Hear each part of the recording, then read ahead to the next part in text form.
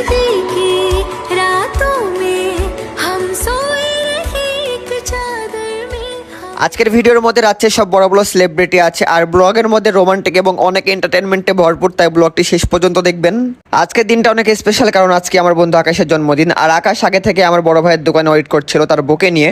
আকাশের বউ নুসরাত মানে আমার ভাবি আগে থেকে দেখছি সেজে কুজে বসে আছে, তো ভাবিকে বললাম দোকানের মধ্যে থাকলে কি দেখতে পাবো, বাইরে আসো, তো বাইরে আসলো। বাইরে আসার পরে দেখছি এক যোগ্যর মেকআপ মেখে আছে, তো আমি বললাম তুমি কত টাকার মেকআপ মেখেছো, তো ভাবি বলছে 1500 টাকার মেকআপ মেখেছি, কিন্তু ভয় লাগছে যদি বৃষ্টি এসে সব ধুয়ে চলে যায়। আমি আকাশকে বললাম কিরে তোর বউ 1500 টাকা দিয়ে মেকআপ মেখে শেষ করে দিয়েছে, তো আকাশ ভাবলে বলছে দেখতে হবে না বউ টাকার। এই কথা শোনার পরে আমিও বললাম আমার বউ নাই, তাই আমার বউ থাকলে আমিও ক্রিম মাখাই একবার ক্রিম আপা বানিয়ে দিতাম। কিছুক্ষণ পরে আমার একটা লুচ্চা বন্ধু চলে আসলো, তো বন্ধুকে বলছে কিরে তোর বউ কই, তো বউকে নিয়ে আসেনি, বলছে যে বউ যদি নিয়ে আসি তাহলে তোদের বান্ধবীদের সাথে লাইন মারতে পারবো না। সব সময় সাদা গেঞ্জিই পরে। কিরে তোর গেঞ্জি নেই নাকি, একটা সাদা গেঞ্জি সবসময় পরিস তুই? আমি বেশি আমার চয়েস শালা আবার মার্সিডিজের লোগো লাগিয়েছে। হ্যাঁ মার্সিডিজ কিনতে পারবি তুই ফকির শালা? হ্যাঁ তুই মার্সিডিজ কিনতে পারবি, মার্সিডিজের লোগো লাগিয়েছিস, কিছু বলছিস না, অপমান কর।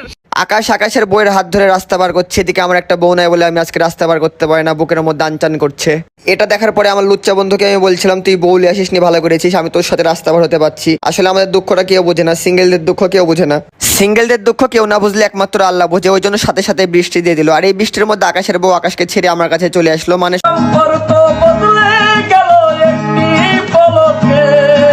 সম্পর্ক বদলে গেল একটি পলকে, বন্ধুর বউ এখন আমার হলো রে। আমরা এক জায়গায় যাবো বলে বের হয়েছিলাম, কিন্তু বৃষ্টি এসে সব নষ্ট করে দিল। কিন্তু প্যারা নিলে প্যারা আর মেনে নিলে শান্তি, ওই জন্য আমরা বৃষ্টিটাকে ফিল করছি, কোনো প্রকার প্যারা নিচ্ছি না। কিছুক্ষণ পরে বৃষ্টি থেমে যায়, ওই জন্য আকাশকে বলছিলাম লে এখন তুই খুশিতে দাঁত বের করে হাস, ওই জন্য আকাশ দাঁত বের করে হাসছিল। যেহেতু আমরা গরিব মানুষ আমাদের কাটতার নাই, ওই জন্য অর্ডার করে চলে আসলাম তালাইমারিতে। আর তালাইমারিতে আসার পরে আমার রোমান ভাই চলে আসছে আমার জন্য কেক নিয়ে, মানে আমি কেকটা অর্ডার দিয়েছিলাম, রোমান ভাই অনেক ভালো কেক বানাই।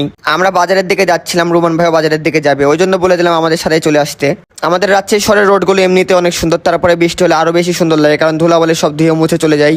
রোমান ভাইকে আমাদের সাথে আসার জন্য ইনভাইট করেছিলাম, কিন্তু সে আসলো না, কারণ তার অনেক কাজ আছে, ওই জন্য রাস্তাতে নেমে গেল। তারপরে আমরা চলে আসলাম মুক্ত মঞ্চ, আর এদিকে নুসরাত ভাবে দেখে মাথায় ঘোমটা দিয়ে নতুন বউ আসছে, মানে নতুন নতুন বিয়ে করার মনে হয় ফিলিংস হচ্ছে। কিছুক্ষণ পরে চলে আসলো আপনাদের সবার পরিচিত মাক্স সুন্দরী আমার প্রিয় ছোট বোন তোমার সাথে আর একটা প্লে বয় চলে আসছে তামিম। আমরা প্রেম করতে পাই না আর সে প্রেম করতে করতে আহত। এদিকে আকাশ তোমাকে পেয়ে তোমার সাথে গল্প লাগাই দিয়েছে, আমি ভাবলাম এখন তার বউকে নিয়ে আমি একটু পালানোর চেষ্টা করেও পালাতে পারলাম না, ধরা খাই গেলাম। আমার লাভ লস নেই, আমার লাইফটাই লস। আমার বউ নাই তো কি করবো, বন্ধুর বউকে একটু নিয়ে যাই, তাও নিয়ে যেতে দিবে না।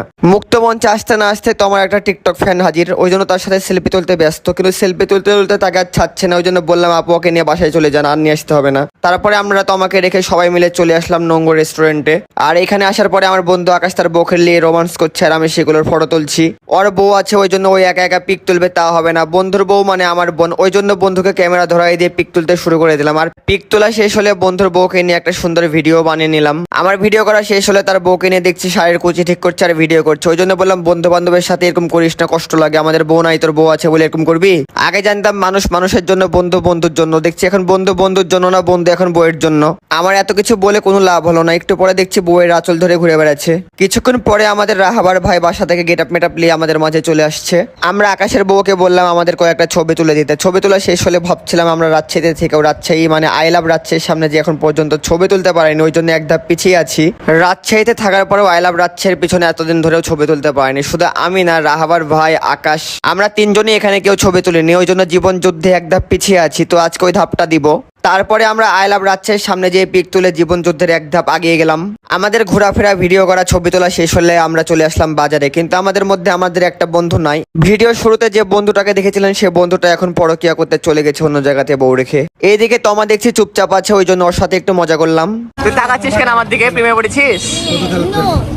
তাকাচ্ছিস কেন আমার দিকে এখনো তো তাকাচ্ছিস? ও ভাই হিসাবে প্রেমে পড়েছিস বললেই হয়, আমরা তোকে ছোট বোনের চোখে দেখি। আপনি প্রেমে বললেন নাকি?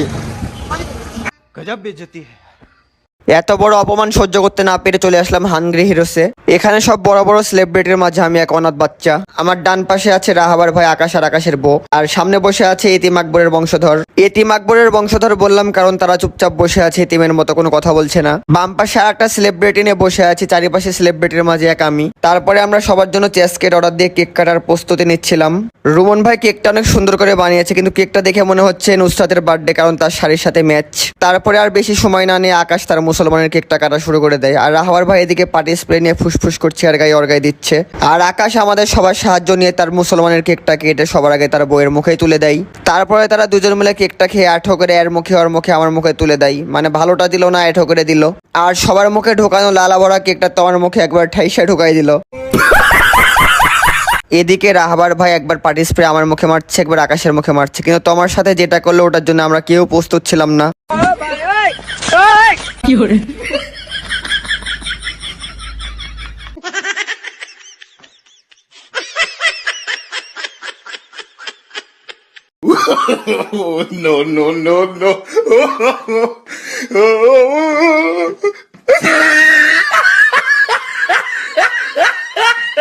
সত্যি কথা বলতে আজকে প্রথমে আমি তোমাকে দেখে ক্রাশ খেলাম।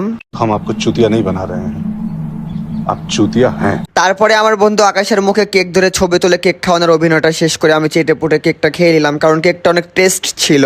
আমার পরে রাহাবাদ দাদাও কেকটা মুখে ধরে কেক খাওয়ানোর অভিনয় করে কেকটা একা একা খেয়ে নিল। তারপরে তোমা কেক খাওয়াইতে যাই, আমি রাহাবার ভাই কেউ ওকে কেক খাওয়াইনি, ওই জন্য তোমার হাতের কেকগুলো একা একা খেয়ে নিচ্ছিল। আর তোমাও রাগ করার মুখের মধ্যে ঠেসে দিয়েছে। তারপরেও আকাশ অনেক খুশি, কারণ তার ভাগের কেকটা খেয়ে নিয়েছে। আর এদিকে তোমাও ছেড়ে দেওয়ার বান্দা না, ওই জন্য কেক তার মুখে একবারে ঘষে দিল। আর এদিকে এটা দেখে নুসরাত তো সে এরকম খেপে বোম। এখন আর নুসরাত আকাশের গালের সাথে গাল ঘষাঘষি করতে পারবে না, তার মেকআপ উঠে যাবে।